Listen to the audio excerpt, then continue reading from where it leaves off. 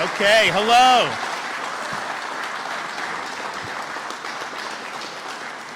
Well, good afternoon, everybody. We're really happy to be back in Polk County, and I want to thank everyone that we have with us today for today's bill signing. We have, of course, the Sheriff of Polk County, Grady Judd. We also have,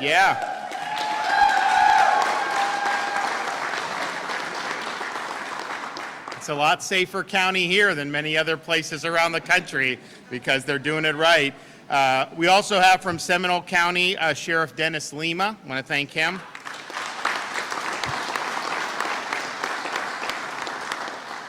The next Speaker of the House of Representatives in the state of Florida, Paul Renner, is here. We have Senators Broder and Stargel from the Florida Senate. And then we have Representatives Plakin, Hawkins, Colleen Burton. Is Melanie Bell here? I did not see her. Okay, so we have Hawkins, Burton, and Plakin. I want to thank them. We have Tom Conzi, paramedic with Polk County Fire Rescue. Thank you for being here. And we're also joined by two individuals who represent, unfortunately, a large number of families that have been personally impacted by fentanyl. We have Mike Katani and Ellen Snelling. Earlier today, my wife, the First Lady, held an assembly at a school in Osceola County to heighten students' understanding of the dangerous, life-altering effects of substance use and abuse. Her campaign, The Fact's Your Future, just one element of our strategy to address the havoc that drug abuse and misuse has wreaked all across Florida. We can and must lower the demand for drugs through education and outreach programs, but we also must fight the supply of drugs and crack down on dealers and traffickers, particularly of substances like fentanyl. And if you look at what's going on in the southern border right now, I don't think we've ever seen anything like this with the massive numbers of people that are coming across the border illegally. It's fueling a massive infusion of fentanyl into this country. And for the first time, I think, in the history of our country, the leading cause of death for people 18 to 45 in the United States of America is now fentanyl overdose. So we have seen this firsthand in the state of Florida. One of my first actions as governor was to create the statewide task force on opioid abuse to develop a statewide strategy to combat the opioid epidemic through education, treatment, prevention, recovery, and law enforcement. So today, we will be signing HB 95, which implements the recommendations of the task force into law. So first, the bill makes the distribution of methamphetamine, which causes the death of a person, to be a felony murder. We do that with other substances. We will do it with that. And there is methamphetamine coming across the border as well. Used to see people making it here in the United States. It's actually not as much as it used to be, but it's way more coming across the border now. The bill enhances the penalties for selling controlled substances within 1,000 feet of substance abuse treatment facilities. And in addition to those recommendations, HB 95 increases the mandatory minimum sentence for trafficking fentanyl and analogs, which has impacted communities across Florida and across the United States. As I mentioned, it was the leading cause of death for Americans 18 to 45 in the year 2021. And if you look at what can be done when you're bringing it across the border, for example, just 2 milligrams of fentanyl can be a fatal dose. So if you have 1,200 pounds of fentanyl, like was seized at the border just last month, that's enough to kill almost 90% of the United States population. So drug dealers are increasingly lacing other drugs with fentanyl, and we've seen it in a wide variety of substances. You saw it a couple months ago or recently in Fort Lauderdale. There was spring break. You had these spring breakers, using cocaine and had fentanyl. It was so potent that the Good Samaritan bystanders who saved the lives of one of the students went into respiratory arrest because of the fentanyl exposure they experienced just from doing CPR. So we're going to do all we can to decrease the prevalence of fentanyl in Florida, and that means if you're dealing fentanyl, you are killing people and you are going to be put in jail. The Biden administration's reckless open border policies have threatened the safety of all Americans, but certainly of Floridians as we continue to see record amount. In fiscal year 2021, Customs and Border Patrol seized 11,000 pounds of fentanyl. That was more than double they had seized in 2020. And at least 90% of all seized fentanyl has come across the southern border. Already this year, 6,000 pounds of fentanyl has been seized. And so if you look at what we've seen recently, we've seen an increase in opioid deaths across the country, including here in Florida. According to Florida Medical Examiners Commission, fentanyl caused 5,300 deaths in 2020, more than any other narcotic. And then while we have some data for the first 6 months of 2021 only, opioid-related deaths increased another 5.5%, and deaths caused by fentanyl increased by almost 10% in the first 6 months. And so this is something that's affecting communities all across our state. You talk to sheriffs, you talk to police chiefs, you talk to first responders, and this is something that's all too common. And so I'm thankful for the legislature to step up and do something about it. We have a whole variety of ways that we're trying to combat this epidemic, but you do need to hold people accountable. And that's what we'll end up doing here today. And so we're going to hear from some folks here, and then I will sign the bill into law. So first, we're going to have Sheriff Grady Judd from Polk County.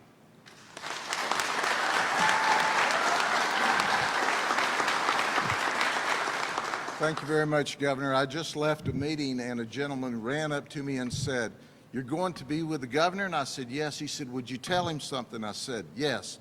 Tell him that God's here, then Governor DeSantis, and then you get to be third." And I said, I'll take that. I'll take third in that group any day of the week.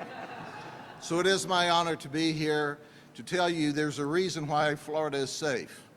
And it's safe because of our legislature and our governor who leads the way. He has told me time and again that Florida does not prosper. People do not prosper if they're not safe and they don't feel safe.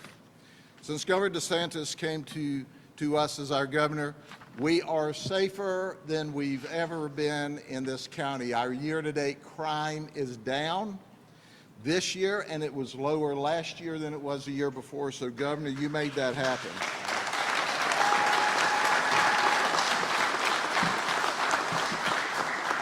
However, the governor would be disappointed if I didn't have cards, okay? So I have cards. If there's people that wonder what a deadly dose of fentanyl is, this is it, 2 milligrams. 2 milligrams, and 116 people in Polk County alone last year died from just this small amount of fentanyl. There was 5,806 deaths in 2020, and we're on track this year to almost double what we had in 2020. This is dangerous. We've got a governor that cares for you, that wants to make sure that the sellers pay a price. Now look, sometimes it's not in that form. Sometimes it's in a pill form. Now this is particularly frightening. This is designed to look like an M30, an oxycodone pill. So we have folks buying this pill that's stamped M30 that looks like oxycodone. It's not oxycodone. It's got binders in it and fentanyl. So they're taking the oxycodone rate and they're getting an overdose of fentanyl. These pills came from a case that we worked. And as you know, fentanyl is 100 times more dangerous. But Governor, as we close out, this is Gary Scott Jr., he's 31, known as Foo.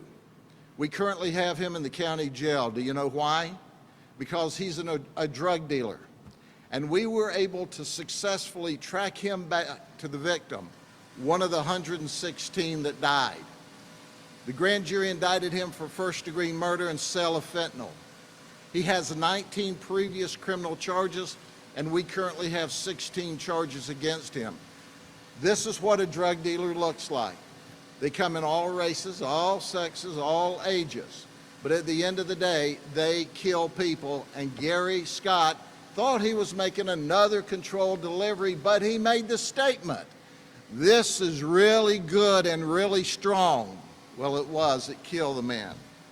So, Governor, when we have these pieces of legislation and you agree to sign them into law, you personally are saving the lives of untold hundreds or thousands of people across the state, and we appreciate it. Thank you very much. Thank you.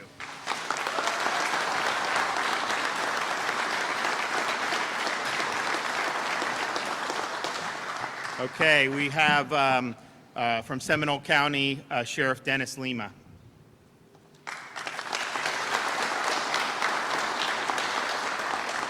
Thank you so much, Governor. When they talked to me about coming to today's news conference, I said if I had the opportunity to stand between America's governor and America's sheriff, I'm not missing the opportunity to do that for sure. Yeah. I'm serious, actually, but from day one, Governor, you have been steadfast in your commitment to look at this opioid epidemic in a very holistic approach. I just left the First Lady's news conference and gathering at the school, and it is so incredibly important to increase awareness. We know the story about Big Pharma right now, and here in the state of Florida, those individuals that helped create this problem are being held accountable. And in addition to that, you cannot address this problem without holding the drug dealers accountable to the fullest extent of the law. It absolutely has to happen. In Seminole County, we have prosecuted more than 30 drug dealers for first-degree murder for dealing deadly doses of fentanyl, while at the same time getting people who have addictions clean and sober to the best of our ability. We do that because it's the right thing to do, and if we don't do that, generations of our tax dollars end up raising families because they were broken and not corrected. I want to thank the leaders and sponsors of this bill, Senator Jason Broder, who was just a wonderful ambassador in the Senate, and then our great House of Representatives that was there, but the leadership of Representative Scott Plakin, who has always been a solid ambassador of all that's going on in our community. Scott, thank you so much for what you're doing. As well as the Florida sheriffs, because we come together for a legislative session and we agree on certain legislative priorities, and this was one of the legislative priorities that we agreed on. I want to thank all of the members of the team at the Seminole County Sheriff's Office that work with our legislative partners to make sure that we can champion this bill. And we thought we had a good, solid bill going in. And then the minimum mandatories and those priorities that the governor brought in at the last moment even sharpened this bill and this effort quite literally will save lives. And I thank you, Governor, for you and your team and your advocacy. This is why Florida sheriffs stand with you and stand behind you and are so appreciative of the work that you do. Thank you. Absolutely. All right.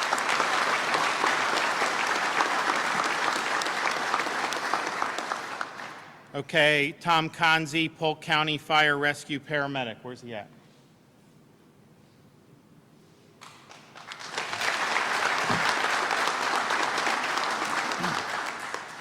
Good afternoon.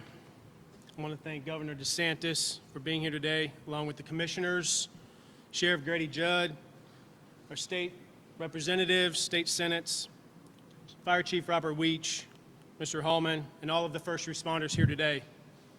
I'm Engineer Paramedic Tom Conzi, and I've been with Polk County Fire Rescue for 15 years. I stand before you today representing the first responders of this great state of Florida. I have the unique opportunity to tell you a story about fentanyl, a first-hand account of what us first responders see every day. The story stands out more to me than most. It was a typical shift sitting right here at this station, enjoying our night and ourselves. But when the tones went off for a call, it was an overdose. Again. These types of calls are typical, but not this one. We raced out of station, arrived on scene. We were met by an older lady begging for help, pleading for us to hurry. She escorted us to a small shed in the back of her property. It was dark, with only the outside lighting of our fire trucks and ambulances illuminating the space just enough. We see a man in his late 20s, unresponsive and barely breathing, laying on a mattress, laying on the ground. This patient was pale, sweating and on the brink of death. My crew and I acted swiftly, provided airway support, and administered Narcan. After a few moments, this young man went from the brink of death to awake and responsive. He was a normal person.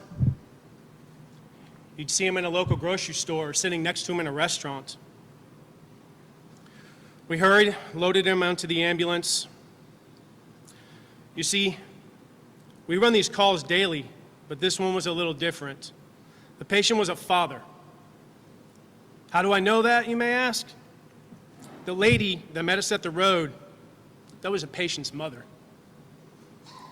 That patient's son was the one that found him in that state and ran to his grandmother to get help. This young child was under the age of 10, and he witnessed this whole thing. You see, ladies and gentlemen, when we think of fentanyl, we think of the addicts, we think of the dealers. But what we forget sometimes are the other victims in this crisis, the families, especially the children. Thank you again, Governor DeSantis, for allowing me to tell my story, for allowing me to speak today on this fentanyl crisis as a first responder and in our point of view. With the signing of this bill today, I believe we are one step closer to solving this crisis. Thank you.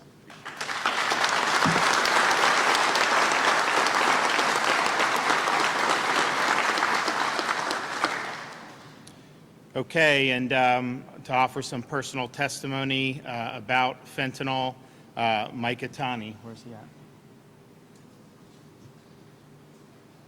Thank you, Governor. I want to thank the governor's office and the governor himself for pushing for this. Means a lot to me and our family. In 2000, by the way, my name's Mike Katani. We live in Jacksonville, Florida, and I lost my 23-year-old son to fentanyl overdose in July 13th of 2018. Normal kid, grew up, a lot of friends, involved in sports, nothing abnormal. But from time to time, him and his buddies, which seems like the norm now, they mess with things, peer pressure. They get try things, and then kind of spirals out of control, and he had a little bit of an addiction problem, and so we always warned him growing up, hey, listen, stay away from that stuff. You don't know what people's putting in things nowadays. And sure enough, we got a call one day that we couldn't get a hold of him, and we ended up, his buddy went into his apartment and found him unresponsive, and it was too late. A lot of people think of people that have addiction problems. They think of them when they pass away, and they call it an overdose. They think of them as junkies, and you see in the movies street alleys, and they're behind dumpsters, shooting up or whatever. But they're everyday normal people just like us, and I refuse to call this an overdose, because I truly believe that if you're intentionally giving somebody something that is going to kill them, I'm going to call it a murder from now on, because that's exactly what it is. It's a murder. So hopefully that this will help. Too late for my son, but hopefully it will help other families in the future going forward, and get some of these guys off the street. And hopefully wipe this out. And again, I appreciate it. Thank you very much, and thank you for your time.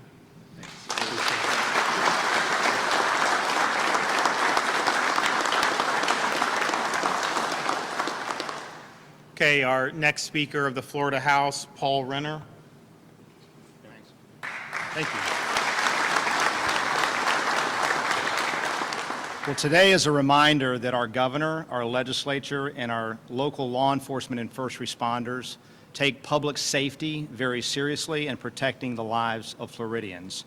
I know that people in this room, and many, that if we don't have somebody close to us, we know somebody who has been affected by this opioid crisis. And today, we take a strong stand. Unlike the federal government that is doing nothing at the border and allowing fentanyl, a lethal drug, to come across in massive quantities, as the governor noted, is unacceptable. We have a different approach here in Florida. If you come and sell fentanyl to our citizens, you will spend the best years of your life here in Florida in prison. In prison. This drug is tantamount to murder, and in this bill, we treat it just like that. And I can commit to you that my colleagues in the legislature, along with the leadership of the governor, Sheriff Judge, Sheriff Lima, we will never rest until we get after this tragedy and stop men and women like Mike's son from ever losing their lives again. I promise you that, and I'm privileged to be here with you. Thank you.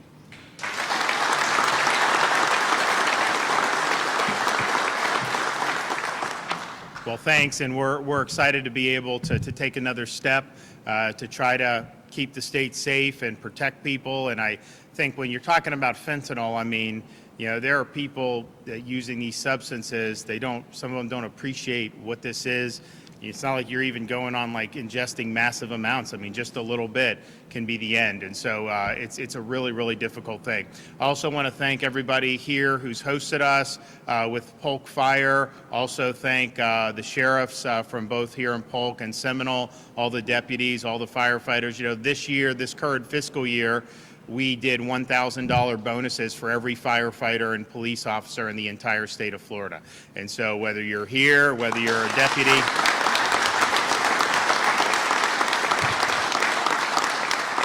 that was municipal, county, state level. We were really happy about that. And then we'll put in the finishing touches on going through this budget for next fiscal year, starting July 1st. And I'm happy that the legislature has re-upped that. So all the firefighters here will get another $1,000 bonus. All of Sheriff Judd and Lima's deputies will get a $1,000 bonus. Any of the municipal police departments will all get a $1,000 bonus. So we're happy to be standing up for the folks that are on the front lines, keeping our community safe 2 years in a row. Okay, we're going to go make this official.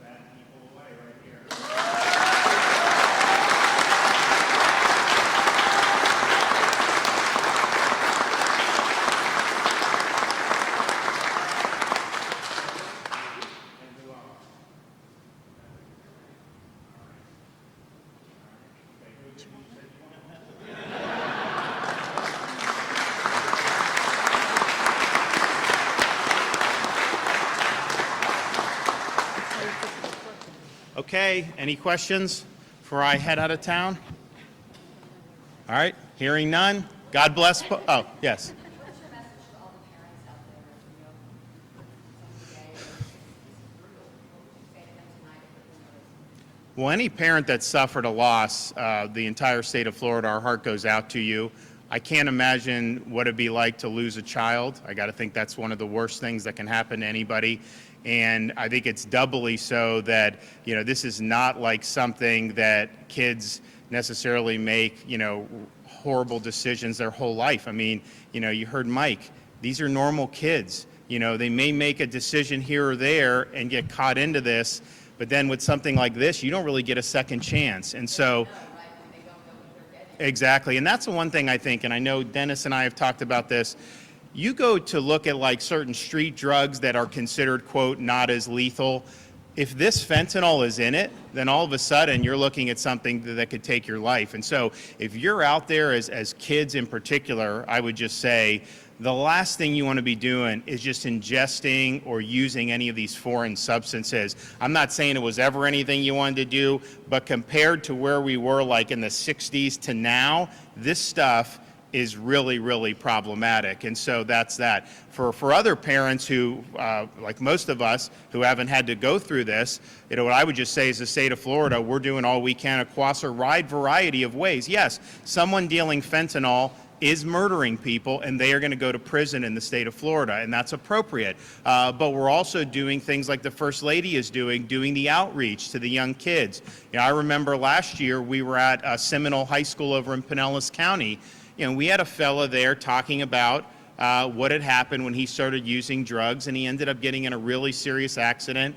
and had major problems. You've had other people tell their stories about how this has really destroyed their lives. And fortunately, some people are able to get on a better path. But this is something that could affect any one of us at any time in terms of our families. And so, from education to law enforcement to everything in between, we're doing what we can to make sure that folks are given the tools they need to succeed. If someone's using it, we want to get them into treatment. Okay, and we're not going to want to put someone in jail for making a bad decision using like a fentanyl. I mean, that's not the right approach. But the people that are dealing this and unknowingly put that out, you cannot do anything else but throw the book at them. And so that's what we're going to do. Yes, absolutely. I think so. When you're talking about something that I mean, Grady had the pictures of how such a small amount of this can not only kill you, I mean, a small amount of that could kill everyone here. It would not take that much for us, if we put it right there, to knock out everybody that's in this fire station right now. And so, you are playing with people's lives when you decide to do that. And, not that it's right to do anything that's against the law, because it's not, but I can tell you, just seeing cases come before me, for example, when we're in clemency, I look at some of these guys that maybe made some bad decisions in the 70s and 80s compared to now, and the risk that you're putting on people now with this stuff is off the charts. All right, everybody, God bless Polk County. We'll see you soon. Thank you.